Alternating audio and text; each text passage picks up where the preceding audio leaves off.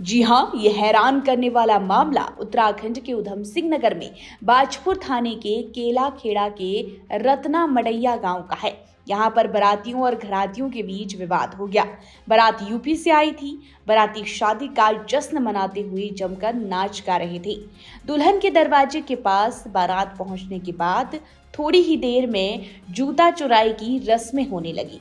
दूल्हे के जूते वापस करने को लेकर दुल्हन पक्ष के लोग शगुन के तौर पर रुपयों की मांग करने लगे। बताया जा रहा था कि जूते लौटाने की एवज में दुल्हन पक्ष के लोगों ने भारी भरकम रकम की डिमांड कर दी।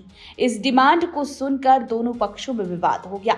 दुल्हा पक्ष के लोग कम पैसे देकर जूते वापस चाहते थे, लेकिन दुल्हन पक्ष के लोग नहीं माने, जिसे देखते ही देखते दोनों पक्षों में जूतम पैजार शुरू हो गई।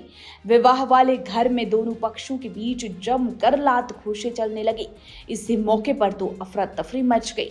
दुल्हन के माता पिता और दूल्हे के माता पिता ये सब देख हैरत में पड़ गए। दुल्हन के घर हुई मारपीट में दोनों पक्षों के करीब 1 दर्जन लोग चोटिल हो गए थे, जिन्हें आनन फानन में पास के सरकारी अस्पताल पहुंचाया गया। घायलों में 4 लोगों की हालत गंभीर देखते हुए चिकित्सकों ने उनकी हालत को गंभीर बता दिया और हायर सेंटर रेफर कर दिया। बाकी घायलों को उपचार के बाद अस्पताल से छुट्टी दे दी गई। घायलों में दूल्हे के पिता और अन्य रिश्तेदार भी शामिल थे। शादी में मारपीट से अफरा तफरी पैदा हो गई थी। सूचना मिलते ही पुलिस भी मौके पर पहुंच गई। मारपीट के कई घंटों तक दोनों पक्षों में विवाद होता रहा। बाद में गणमान्य लोगों ने बड़ी मुश्किल से दोनों पक्षों में समझौता कराया, तब जाकर शादी की रस्में आगे बढ़ी। हालांकि दोनों पक्षों में किसी ने भी पुलिस को तहरीर नहीं सौंपी।